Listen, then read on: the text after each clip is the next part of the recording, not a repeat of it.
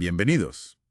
Hoy vamos a sumergirnos en un documento fundamental de nuestra historia, la Constitución de 1931, la de la Segunda República.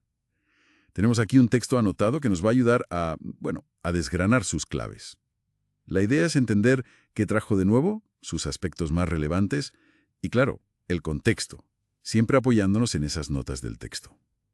Así que vamos a ello. ¿Qué es lo primero que nos llama la atención de esta Constitución, según esas anotaciones? Pues mira, lo primero, y las notas lo subrayan mucho, es su ambición. No era solo una ley más, era un proyecto para transformar España, a fondo, a través de la democracia, los derechos, la justicia social. Pensemos que son 10 títulos, 125 artículos, más las disposiciones transitorias. Aprobada el 9 de diciembre del 31, casi nada. Empecemos por el principio, por las disposiciones generales. El artículo 1, que define a España como una república democrática de trabajadores de toda clase. Vaya declaración de intenciones, ¿no? Y habla de un Estado integral, que era compatible con la autonomía de municipios y regiones. ¿Cómo funcionaba eso? Exacto. Ese concepto, el de Estado integral, que está en los artículos 1 y 8, fue, digamos, una solución bastante original. Una especie de camino intermedio entre el centralismo puro y el federalismo.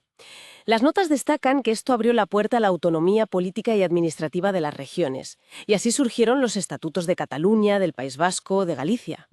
Claro. Y bueno, como detalles que también se fijan por primera vez en una constitución, la bandera tricolor y Madrid como capital. Artículos 1 y 5. Y aquí es donde la cosa se pone realmente interesante.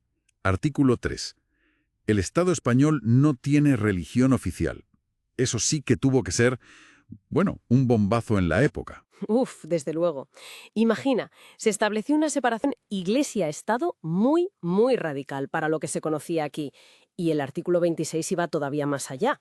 Ah, sí. Sí, consideraba a las confesiones religiosas como asociaciones, sujetas a leyes especiales, les quitaba la financiación pública, disolvía órdenes que tuvieran voto de obediencia a una autoridad distinta del Estado, y esto afectó de lleno a los jesuitas, y les prohibía ejercer la industria, el comercio y la enseñanza. Vaya tela. El comentario en el texto que manejamos lo llama constitucionalización del laicismo y recalca que fue uno de los puntos más conflictivos de toda la Constitución.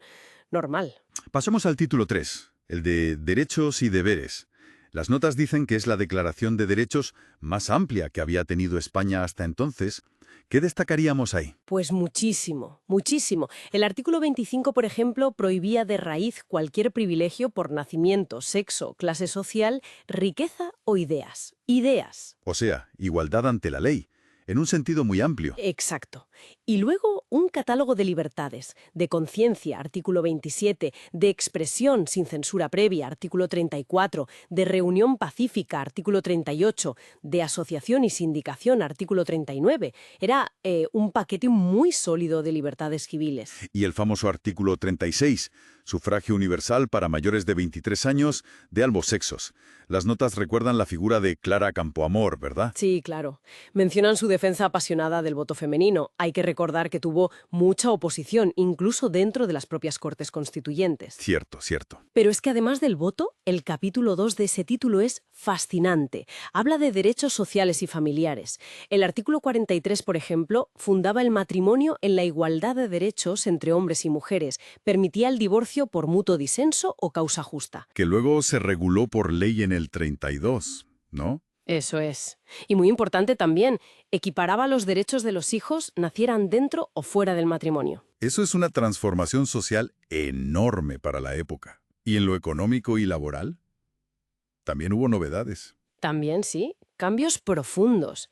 El artículo 44, por ejemplo, decía que toda la riqueza del país estaba subordinada a los intereses de la economía nacional y que se podía expropiar y hasta socializar la propiedad por causa de utilidad social.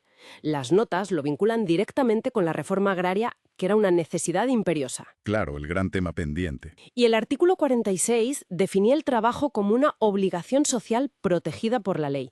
Y ojo, aseguraba condiciones dignas, seguros sociales, jornada laboral máxima, vacaciones pagadas. Era muy avanzado. La cultura. Veo que también le daban un papel central. Absolutamente. El artículo 48 es clarísimo. La cultura es atribución esencial del Estado. Se estableció la enseñanza primaria gratuita, obligatoria y laica. Se hablaba de una escuela unificada y se garantizaba la libertad de cátedra. ¿Y el acceso? Se buscaba activamente facilitar el acceso a todos los grados de enseñanza a los españoles económicamente necesitados. Y otro punto, el artículo 50 permitía a las regiones autónomas organizar la enseñanza en sus lenguas respectivas. Vale. Y brevemente, ¿cómo se estructuraba el poder para impulsar todo esto? Hablabas de cortes unicamerales, un presidente de la República. Sí, el título cuarto establecía unas cortes con una sola cámara que tenían el poder legislativo. El título quinto creaba la figura del presidente de la República.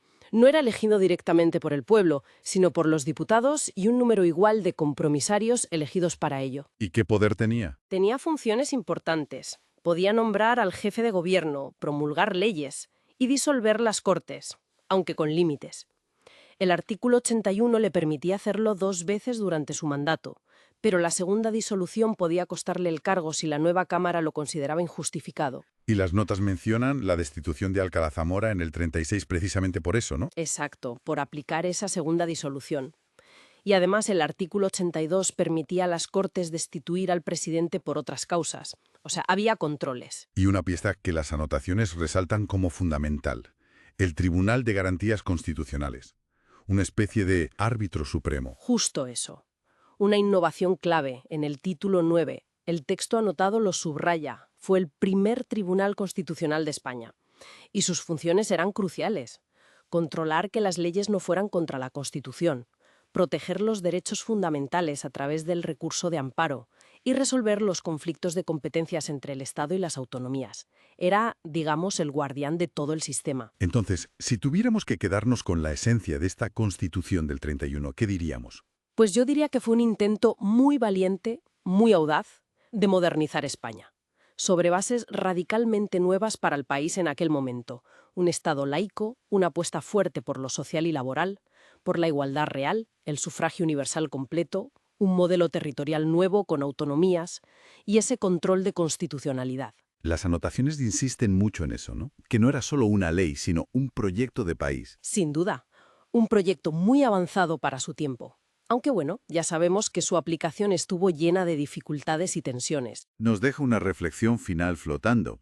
Viendo la profundidad de los cambios que buscaba esta Constitución en 1931, la Iglesia, los derechos, el territorio, ¿cómo resuenan hoy aquellos debates? ¿Qué queda de los ideales que intentó plasmar? Algo en que pensar, desde luego.